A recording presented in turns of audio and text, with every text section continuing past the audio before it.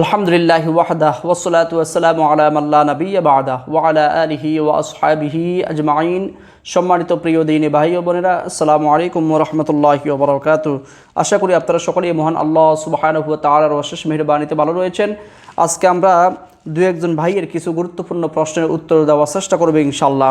যেমন একজন ভাই প্রশ্ন করেছেন, নোয়াখালী থেকে আমজাদ হোসেন নামে একজন ভাই প্রশ্ন করেছেন যে আমাদের দেশে সূর্যগ্রহণ বা চন্দ্রগ্রহণ যখন দেখা দেয়, এই সময় গর্ভবতী নারীরা তারা যদি কোনো কিছু পানাহার করে বা খাওয়া দাওয়া করে, অথবা তারা যদি চন্দ্রগ্রহণ সূর্যগ্রহণের সময় চাঁদের দিকে অথবা সূর্যের দিকে তাকায়, তাহলে তাদের গর্ভের বাচ্চা নষ্ট হয়ে যায়। এরকম অনেক কুসংস্কার আমাদের সমাজে প্রচলিত আছে। কোরআন এবং সুন্নাহর দৃষ্টিকোণ থেকে এই বিষয়ে জানতে চাই। জি আলহামদুলিল্লাহ, আমাদের প্রিয় আমজাদ ভাই নোয়াখালী থেকে তিনি যে বিষয়ে জানতে চেয়েছেন, এই বিষয়ে আমরা সর্বপ্রথম রাসূল আকরাম সাল্লাল্লাহু আলাইহি ওয়াসাল্লামের একটি হাদিস উপস্থাপন করছি। সূরা নাসাই থেকে 1765 নম্বর হাদিস। রাসূল আকরাম সাল্লাল্লাহু আলাইহি ওয়াসাল্লামের জলিল কদর সাহাবী হযরত আব্দুল্লাহ ইবনে ওমর রাদিয়াল্লাহু তাআলা তিনি বলেন যে ইনকাসাফাতিশ শামসু আলা আহদি রাসূলিল্লাহ সাল্লাল্লাহু আলাইহি ওয়াসাল্লাম, একদা রাসূল আকরাম সাল্লাল্লাহু আলাইহি ওয়াসাল্লামের সময় যখন সূর্যগ্রহণ দেখা দিল, ফাকামা রাসূলুল্লাহ সাল্লাল্লাহু আলাইহি ওয়াসাল্লাম ইলা সালাত, রাসূল আকরাম সাল্লাল্লাহু আলাইহি ওয়াসাল্লাম তখন তিনি নামাজের মধ্যে দাঁড়িয়ে গেলেন। ওয়াকামাল্লাযিনা মাআহু, এবং সাহাবায়ে কেরামরা তার সাথে নামাজের মধ্যে দাঁড়িয়ে গেলেন। ফাকামা কিয়ামান ফাআতালাল কিয়াম, রাসূল আকরাম সাল্লাল্লাহু আলাইহি ওয়াসাল্লাম প্রথম রাকাতে এত দীর্ঘ সময় তিনি দাঁড়িয়ে কিরাত পড়লেন। সুম্মা রাকাআ, এরপরে তিনি রুকুর মধ্যে গেলেন। ফাআতালার রুকু, এবং দীর্ঘ সময় তিনি রুকু করলেন।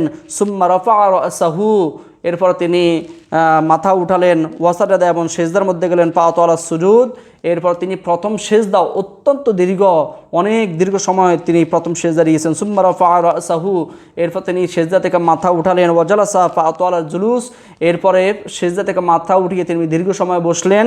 এরপর আবার তিনি সেজদা গেলেন। ফাআতালাস সুজুদ, এবং দ্বিতীয় সেজদাও তিনি অনেক দীর্ঘ সেজদা দিয়েছিলেন। সুম্মা রাফাআ রাসাহু ওয়া কামা, এরপর তিনি তার মাথা উঠালেন এবং তিনি দাঁড়িয়ে প্রথম রাকাত শেষ করলেন, এবং হুবহু দ্বিতীয় রাকাতে তিনি সেভাবে শেষ করলেন। ফাজাআলা ইয়ানফুখু ফি আখিরি সুজুদিহি মিনার রাকাতিস সানিয়া, দ্বিতীয় রাকাতে সেজদা শেষ করে তিনি একটু দীর্ঘ শ্বাস ফেললেন। শ্বাস ফেলার পর ওয়ায়াবকি, এবং তিনি খুব কান্নাকাটি করলেন। ওয়ায়াকুলু, এরপর তিনি আল্লাহ সুবহানাহু ওয়া তাআলার কাছে দোয়া করলেন। লাম তাইদনি হাযা ওয়া আনা ফীহিম, লাম তাইদনি হাযা, যে হে আল্লাহ, আমি তো আমার উম্মতের মধ্যে রয়েছি, আমার উম্মতকে এই চন্দ্রগ্রহণ অথবা সূর্যগ্রহণের এইরকম বিষয়গুলো দিয়ে আপনি আমাদেরকে শেষ করে দেবেন না, অথবা আপনি আমাদেরকে পরীক্ষা করবেন না।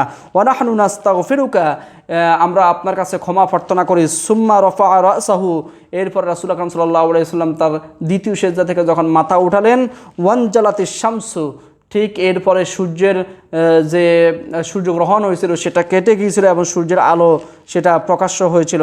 এরপর রাসূল আকরাম সাল্লাল্লাহু আলাইহি ওয়াসাল্লাম তিনি সাহাবায়ে কেরামদের মধ্যে দাঁড়িয়ে গেলেন। ফাখাতাবান নাস ফাহামিদাল্লাহু ওয়া আসনা আলাইহি, এরপর তিনি একটি ভাষণ দিলেন। সে ভাষণের শুরুতে তিনি আল্লাহর প্রশংসা করলেন। সুম্মা ক্বালা, এরপরে তিনি বললেন সাহাবায়ে কেরামদের উদ্দেশ্যে যে ইন্নাশ শামসা ওয়াল কমারা আয়াতান মিন আয়াতিল্লাহ, যে চাঁদ এবং সূর্য এই দুটি হলো আল্লাহ সুবহানাহু ওয়া তাআলার যতগুলো নিদর্শনাবলী রয়েছে, এই সকল গুরুত্বপূর্ণ নিদর্শনাগুলির মধ্যে অন্যতম দুটি নিদর্শনাবলী।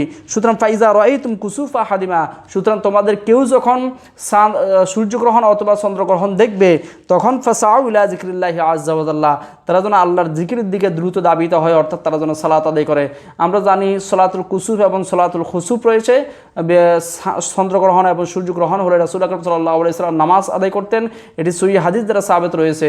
সুতরাং আমাদের সমাজের মধ্যে এই সম্পর্কিত যে সকল কুসংস্কারগুলো বিদ্যমান রয়েছে, যেমন এই সময় তৈরি করা খাবার খেলে নাকি অনেক সমস্যা হয়, অথবা গর্ভবতী মায়েরা এই সময় যে সকল কাজ করবে, এই সকল কাজের একটা প্রভাব তার গর্ভের সন্তানের উপরে পড়বে, অথবা গর্ভবতী নারী এই সময় কোনো কিছু কাটাকাটি করলে অথবা কোনো কিছু কাটতে গেলে গর্ভের সন্তানের ক্ষতি হবে।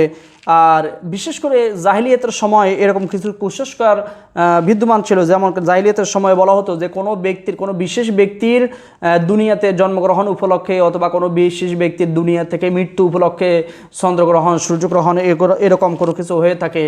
আসলে আমাদের সমাজে প্রচলিত এই সকল বেশিরভাগ কথাই হলো বানোয়াট এবং ভিত্তিহীন।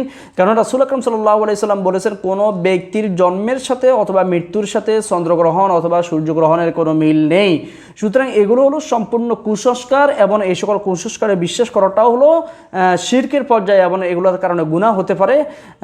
সুতরাং আমাদের উচিত হবে যখন এই চন্দ্রগ্রহণ অথবা সূর্যগ্রহণ হবে, আমরা নামাজের মধ্যে দাঁড়িয়ে যাব, আল্লাহর কাছে আমরা ফানা চাইব এবং তার কাছে তাওবা ইস্তেগফার করব আল্লাহ সুবহানাহু ওয়া তাআলা যাতে করে তার এই সকল মানে আসমানি অথবা জমিনি কোন যে প্রকার বিপদ আপদগুলি রয়েছে, এই সকল বালা মুসিবত বিপদ আপদ থেকে আল্লাহ সুবহানাহু ওয়া তাআলা যেন আমাদেরকে হেফাজত করেন। আমাদের উচিত হবে এটাই, আমরা সকল প্রকার কুসংস্কার থেকে বেঁচে থাকার চেষ্টা করব। আল্লাহ সুবহানাহু ওয়া তাআলা আমাদেরকে সে তৌফিক দান করুন, আমিন। হাযা মিন ইলমি ওয়াল ইলমু আলাইহি তাওয়াক্কালতু ওয়া ইলাইহি উনীব। আসসালামু আলাইকুম ওয়া রাহমাতুল্লাহি ওয়া বারাকাতুহু।